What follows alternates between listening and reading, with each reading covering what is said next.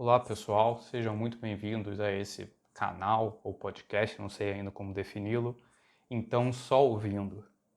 Esse nome ficou uma bosta, né? Mas eu confesso que não consegui pensar em nada melhor, então foi esse mesmo. Meu nome é Guilherme, eu serei o único apresentador desse canal/podcast. E aqui eu vou falar de música bem no geral. Eu tento ouvir de tudo, então posso falar de metal, hardcore, indie, o que me der vontade de falar e eu tiver tempo, eu venho aqui fazer um vídeo. Vídeo? Não sei, vídeo é uma palavra muito forte, né? Fazer uma apresentação de PowerPoint e um áudio falando em cima. Acho que seria a descrição mais correta. Então, para inaugurar esse canal, eu escolhi o meu gênero favorito, que é metal. Então, selecionei 6 álbuns do gênero, lançados em 2025, mas que não foram muito falados por aí. Eu sei que o Agriculture, Death Heaven, Messa, entre outros, lançaram álbuns excelentes em 2025, mas eles já estão aí em qualquer lista de melhores do ano, eles apareceram, e merecidamente. Então não queria ser só mais um aqui rasgando elogios a esses álbuns, que como eu disse, são mais do que merecidos.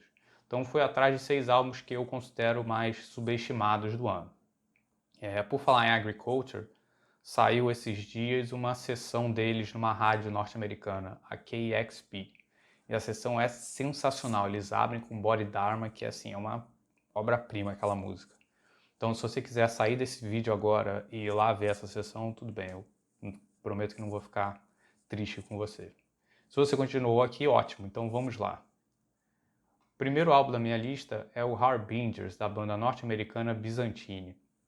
Coloquei aqui na minha apresentação os gêneros que eu classificaria eles. É um misto de thrash metal, groove e prog metal. O Byzantine é uma banda bem antiga, eles são lá do final dos anos 90 e início dos anos 2000. Eles são daquele movimento chamado New Wave of American Heavy Metal, que foi o movimento que trouxe bandas como Lamb of God, Trivium, Killswitch Engage, essa turma toda. Lamb of God é uma boa comparação com o Byzantine, eu acho que eles têm várias semelhanças. Inclusive, o início do Byzantine teve muita ajuda do Lamb of God, porque um dos irmãos Adler, não lembro qual, foi quem pegou uma demo do Byzantine e levou para a Prosthetic Records, que acabou assinando o Byzantine.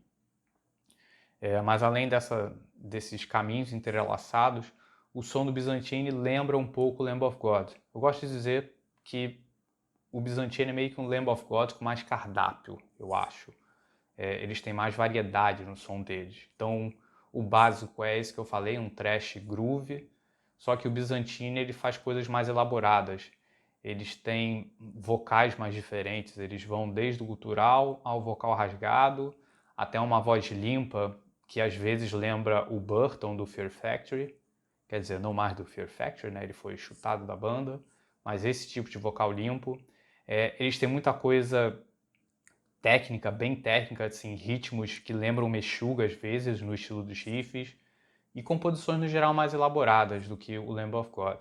Então por isso eu defini assim, é um Lamb of God com um arsenal maior.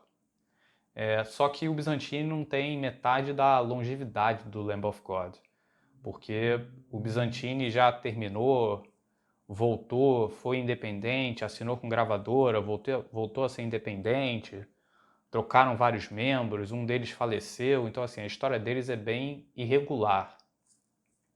Mas isso não impediu eles de, na minha opinião, fazer grandes álbuns. O único membro fixo da banda desde a sua formação é o Chris Ojeda, popularmente conhecido como OJ. Não confundir com aquele filho da puta jogador norte-americano, né, futebol americano que acho que até morreu recentemente, né, mas que tem um monte de caso de assassinato, etc. nas costas. Atualmente a banda é um quinteto, mas eles nunca foram um quinteto, eles sempre foram um quarteto. Coloquei aqui na apresentação, se você tiver com um tempinho de ir lá no YouTube olhar a tela, o guitarrista original da banda voltou agora para o Byzantine, mas ele não chegou a gravar esse álbum, o Harbingers, eles ainda gravaram como um quarteto, esse álbum de 2025. Então, o Harbingers é um álbum assim, é um bom resumo da carreira deles, eu diria, porque mostra todas as facetas deles. O Byzantine me surpreende muito porque eles conseguem ser pesados, sofisticados, conseguem ter uma profundidade emocional que poucas bandas de metal têm. Eles têm uma certa melancolia, assim, que é difícil de definir, mas você percebe em todas as músicas. Então, esse álbum deles, eu destaco 3 músicas. A primeira, que é A Place We Cannot Go. Na verdade, é a segunda música do álbum, se eu vou ser exato, porque a primeira música é uma rápida intro. Essa música, a letra fala sobre esses ataques, esses atentados em escolas dos Estados Unidos. É uma música melódica, é a face mais melódica deles, mas ainda assim é pesada. Harbingers é mais pesadinha e Irene é a música que fecha o álbum e é a minha favorita dele. É uma música também que eu acho que é bem típica da banda. Os versos são um riff pesado, cheio de groove, enquanto o OJ canta por cima com a sua voz limpa. Assim, eu acho que é difícil, para mim, pelo menos, é difícil de resistir a esse combo deles. Então, coloquei aqui na minha apresentação que quem for fã de Lamb of God, Fear Factory, eu acho que vai encontrar alguma coisa no som do Byzantine para gostar. Até esqueci, eu ia colocar aqui também Opeth, que eles têm várias passagens calmas com dedilhados que lembram bastante Opeth. Inclusive, eles declaram Opeth como uma das influências deles. Agora, se eu vou tenho que ser sincero, e acho que é o mínimo aqui, né? Eu não acho o Harbingers não está entre os melhores álbuns do Byzantine. É um álbum, digamos, medíocre para Byzantine. Só que eu acho esses caras tão bons que até o medíocre deles já é acima da média. Eles têm 3 álbuns para mim que estão entre os melhores de metal feitos no século XXI. Então, o And They Shall Take Up Serpents, que é de 2004, o Oblivion Beckons, de 2008, e o álbum homônimo de 2013, para mim os 3 são espetaculares, assim, são quase obras-primas, se não forem, assim, determinados dias eu acho que é. Então o Harbingers para mim não chega no nível desses álbuns, mas ainda assim é um belo álbum e acho que é bom para quem nunca ouviu a banda, acho que é um bom cartão de visitas. Mas se gostar do Harbingers, vai atrás desses outros 3 que eu falei, que aí é o creme de la creme de Byzantine. Esse então foi o primeiro álbum da minha lista. O segundo álbum, nós vamos sair dos Estados Unidos e vamos lá para a Islândia, com a banda Martroth. O álbum é o Draumsynir Eldsins. Perdoem o meu sotaque irlandês, que ele é um pouco mais carregado do interior, então ele é um pouquinho diferente do usual. Martroth significa pesadelo em islandês, e o título é algo como Visões de Sonhos do Fogo, alguma coisa assim. É um título bem compatível com a capa, né? Inclusive eu acho essa capa bem bonita. Qual é o som deles? É um black metal. Só que é aquele black metal bem dissonante, assim. Eu acho que a comparação mais óbvia é com Bluetooth Nord. Então é aquele black metal super dissonante, caótico, que o instrumental parece uma nuvem negra te englobando, te comendo. Então é um ambiente super hostil, super opressivo ouvir esse álbum. O que, claro que eu estou falando como um elogio. Então lembra bastante o Bluetooth Nord mais antigo. Eu acho que o Bluetooth Nord eles ficaram mais psicodélicos com o tempo e perderam um pouco desse tom super hostil do som deles. Então esse grupo islandês é um resgate bacana desse som mais extremo do Bluetooth Nord. Então é aquele enxame sonoro que você tem certas partes que você não sabe que se aquilo que você está ouvindo é uma guitarra, é uma voz, é um sintetizador, de tão dissonante que a coisa chega no seu ouvido. É um álbum de poucas músicas, são só 5, mas todas são longas, então todas têm várias passagens, às vezes a música fica um pouco mais calma, assim, menos barulhenta, menos dissonante, mas ainda assim a sensação assim, é um isolamento, um sentimento de claustrofobia, mesmo nas passagens, digamos, calmas do álbum. Coloquei aqui então para fãs do Bluetooth Nord e de outra banda também desse estilo, que é o Deathspell Omega. Então, se você gosta daquele black metal bem dissonante, barulhento, quase industrial, eu diria, é bem o som desses caras. Eles usam até uma coisa que o Bluetooth Nord usa, né, que é aquela voz meio fantasmagórica que parece o som de uma alma queimando no inferno, sabe? Uma coisa bem aterradora. O som deles, enfim, é um ótimo som. É isso que eu quero dizer, assim. É um som mega opressivo, difícil de ouvir. Você tem que ouvir algumas vezes até entrar mesmo nesse mundo, mas é um belo álbum. Terceiro álbum da minha lista, acho que é o álbum menos underground dela. É um álbum que teve bastante repercussão até, principalmente nos círculos do prog metal, né, que é o gênero que ele pertence. É o álbum do Moron Police, o grupo norueguês. O álbum se chama Pachinko. Esse álbum tanto teve bastante repercussão que até o Mike Portnoy, do Dream Theater, colocou esse álbum como um dos seus favoritos de 2025. Diferente do álbum mesmo do Dream Theater, né? Pelo menos ele não colocou o álbum da própria banda, que também seria meio demais, né? Até porque também o álbum do Dream Theater é uma bosta, né? Mas enfim, o Moron Police faz um metal progressivo, então, só que pra mim eles são bem diferentes da média do gênero, porque eles são super divertidos. E divertido não costuma ser o adjetivo mais usual para descrever uma banda de prog metal, né? Em geral a gente pensa em complexo, técnico, denso, mas divertido em geral vem depois, né? E esses caras noruegueses parecem que o principal deles é a diversão. Então, as músicas deles, em geral, têm um ritmo super frenético, são aceleradas, mas tudo com um clima alto astral. Tem sempre melodias alegres, divertidas. Tem até um certo clima de musical, às vezes. Parece uma trilha sonora de filme da Disney. O próprio vocal, que tem às vezes um tom meio cartunesco, dialoga com isso. Então eles conseguem fazer um som mega complexo, então não se enganem, é um som cheio de solos, exibição de técnica, mas ao mesmo tempo é super divertido, tem muitas melodias que ficam na cabeça. E a variedade sonora deles eu acho sensacional, porque eles usam de tudo. No meio da música vai ter um banjo, vai ter sintetizador, vai ter instrumentos de corda, tipo violino, vai ter instrumentos de sopro, tem corais, tem coros, assim, é um som mega diversificado. Esse álbum, em particular, ele além de ser super divertido, como eu falei, que é o normal, digamos, do Modern Police, ele tem uma carga emocional muito grande, porque é o primeiro desde o falecimento do baterista da banda.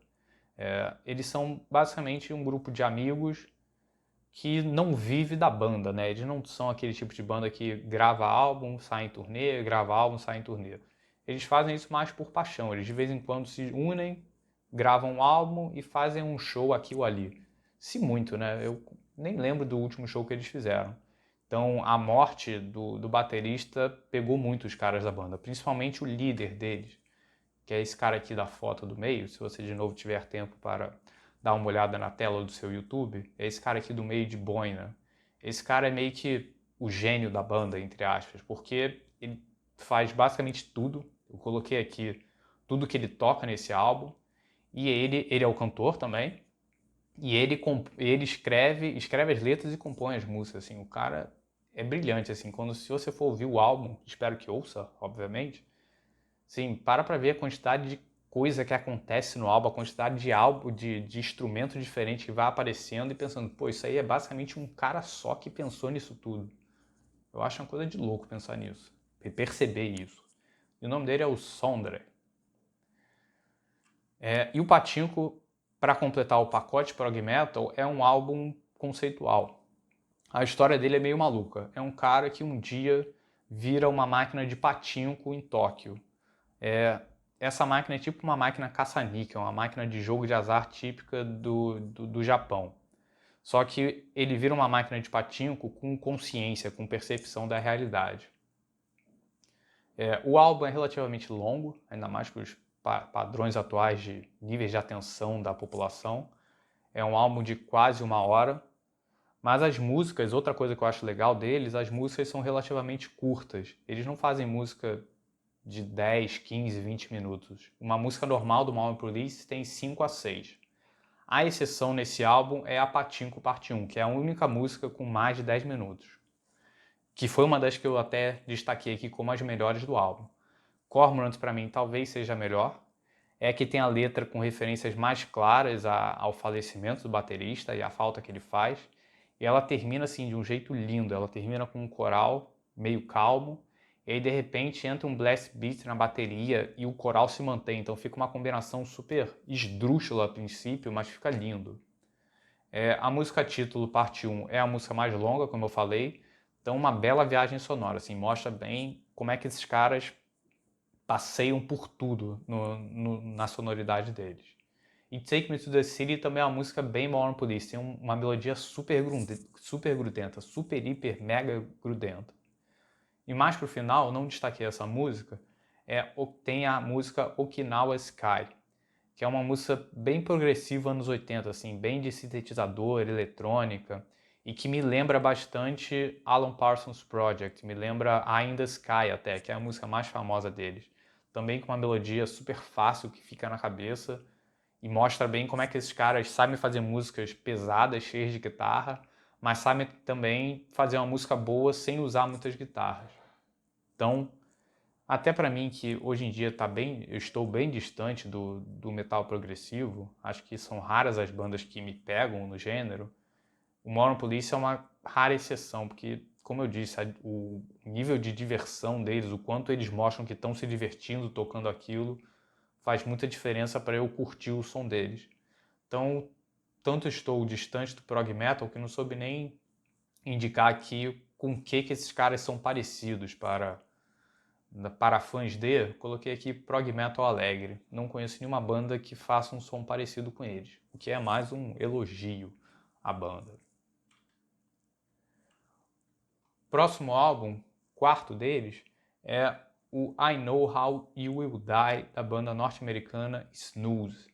Apesar desse nome meio deprê, né? Eu sei como você morrerá, e essa capa também bem de black metal, o som deles não podia ser mais diferente. É um prog metal misturado com math rock.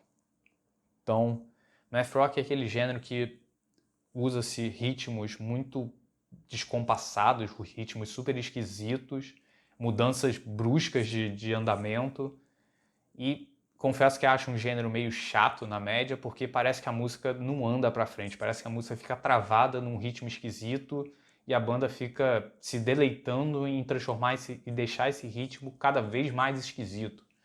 Então é meio que só uma exibição de estranheza. Mas esses caras pegam as coisas boas do math rock, eu acho. Eles conseguem ainda deixar tudo com um clima super ensolarado, que é uma coisa bacana de math rock. Tem várias bandas desse gênero que tem esse dom de fazer uma música complexa, mas com um som bem ensolarado, assim. Parece uma música para verão, digamos assim.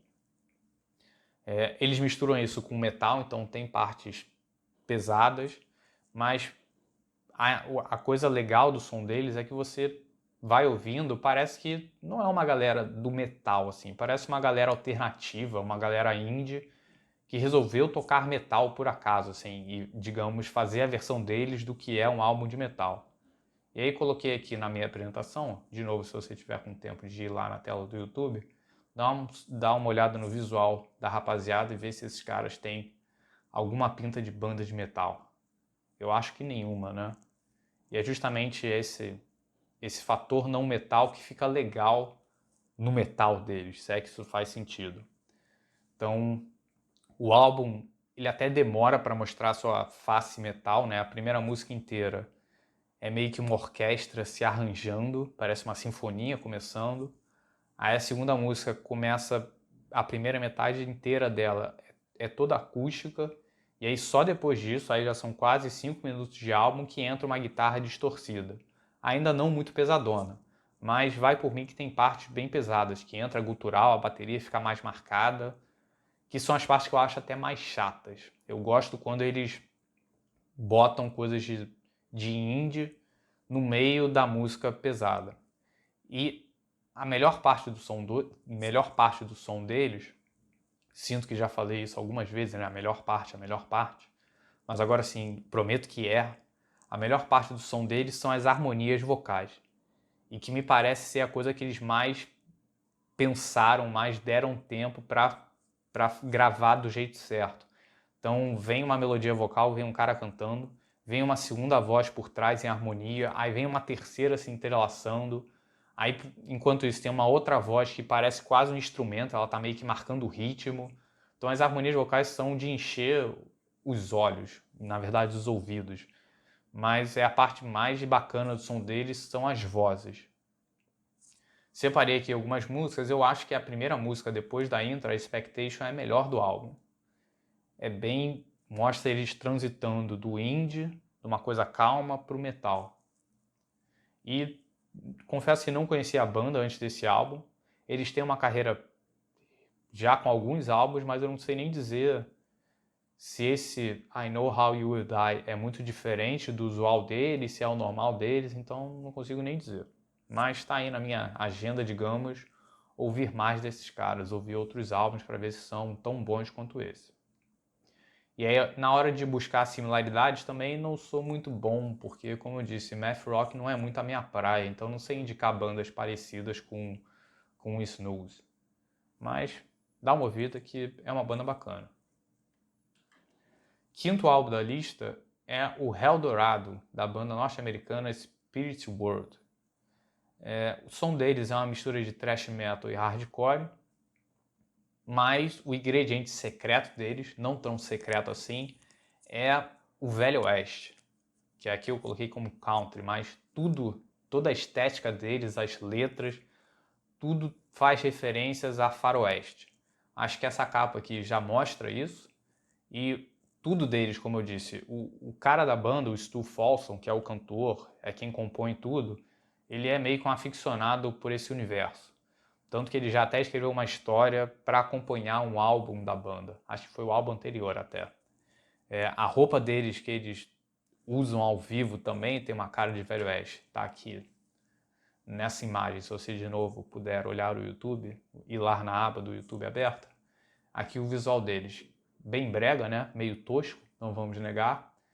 É uma coisa meio faroeste, mas acho que eles acabaram indo mais para uma banda de mariachi, né? Mas tudo isso para dizer que a estética de Velho Oeste de country conta muito para eles. No som deles também. Então, esse álbum, Eldorado, o som deles básico é bem para quem gosta de thrash. Então, se você gosta de Slayer, o Spirit World faz muito bem aqueles riffs com guitarra, com aquela guitarrinha diabólica em harmonia. Eles fazem isso bem pra caramba, ouviram bastante Slayer. Também lembram muito Power Trip, que acho que é a grande referência da última década nesse estilo thrash metal misturado com hardcore. Então não faltam bons riffs num álbum do Spirit World. Agora, o que esse Eldorado tem de diferente é o fator country, como eu disse. Até então eles usavam essa coisa de Velho Oeste, mas para criar o clima do álbum. Então tinha pequenos detalhes sonoros, uns diálogos imitando o Velho Oeste, uns sons de honk-tonk, uns samples, coisas do tipo, eram mais de detalhes. Nesse álbum eles colocaram músicas realmente country no meio. E ficou legal porque dá uma quebrada nas músicas pesadonas. O álbum anterior deles, o Death Western, que é de 2022, se eu não me engano, é uma porrada na orelha do início ao fim. Foi um dos meus álbuns favoritos daquele ano. E aí eles poderiam ter repetido essa fórmula no Eldorado, mas justamente eles não quiseram repetir essa fórmula, que eu acho que foi um mérito grande deles. Então mantiveram músicas pesadas, mas tem ali salpicado entre essas músicas country. Então tem músicas que realmente não são de metal no meio desse álbum. Músicas que o cara canta com uma voz normal, ele não fica berrando, urrando, como é o usual dele, e com uma melodia, vou usar a palavra brega, mas de novo, não quero ser pejorativo, porque são melodias fáceis. Não é o tipo de melodia que eu esperaria numa banda de metal. E para mim funcionou muito bem essa alternância deles, de músicas pesadonas e músicas country. E o álbum é super curto, né? Como tem um pé no hardcore, né? As músicas deles são em geral bem rápidas. Destaquei aqui só as músicas mais porradonas, né? Já que eu estou fazendo uma lista de álbuns de metal, quero que vocês, sei lá, ouçam o álbum pela parte de metal, né? Mas as músicas country para mim também valem tanto quanto as músicas thrash do Eldorado. Então, além dessas três músicas pesadas, Waiting on the Reaper para mim é melhor. Eu gosto muito da última música do álbum, que é Annihilism, que é uma música country de nem 3 minutos, com uma melodia super fácil, super boa de cantar, mas a letra, enquanto isso, o cara tá falando que tá lavando as mãos do sangue da mulher que ele acabou de matar, uma coisa assim, como eu disse, bem veroeste, que o cara é fascinado. Então, pra mim, é uma banda que só tem melhorado. Acho que nos últimos 5 anos deve ser uma das minhas bandas favoritas para ouvir grandes riffs. Eu tô sempre animado para ouvir Spirit World. E eles conseguiram manter isso e colocar um ingrediente novo. Então, assim, pacote completo para mim de banda em franca evolução.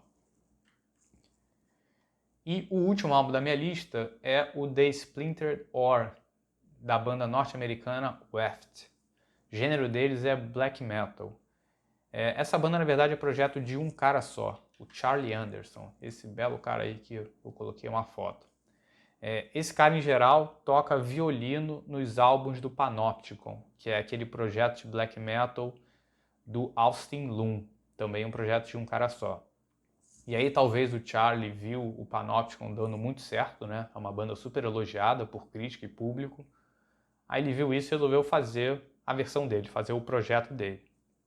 E daí saiu o Weft. Nesse álbum ele toca vários instrumentos, toca o violino, obviamente, canta, e o cara do Panopticon, o Austin Loom, talvez em retribuição, ele toca a bateria nesse The Splintered Ore. Só que eu acho que o Weft faz um som mais interessante do que o Panopticon. O Panopticon é bem black metal folclórico, aquele black metal para ouvir na floresta, digamos assim. O Weft ele faz um som mais diversificado para o meu gosto. Acho que o principal do som deles eles me lembram ele, né? Ele, já que é um cara só. Ele me lembra muito o Bathory na fase Nordland. Então tem uma pegada viking que eu acho muito legal. Os coros do Eft são primorosos, assim. Os coros de vozes grandiosas ficam um tom épico sensacional no álbum. O álbum é curto, então tem 2 músicas de 5, 6 minutos e 3 épicos, músicas de 10 minutos ou em torno disso. E são nessas músicas épicas que eu acho que o Weft realmente mostra a que veio. Então tem várias vozes, tem corais, tem até voz feminina, eu acho que na última música. Mas a minha favorita é The Who, que é sempre aquela coisa, né? Em geral, a primeira música que a gente ouve da banda acaba virando a nossa música favorita dela, né? Quando a gente gosta da banda de cara, é meio que tira e queda. E The Who foi esse caso. Pra mim é a melhor música do álbum e tem essa cara de Bathory e Nordland que eu amo.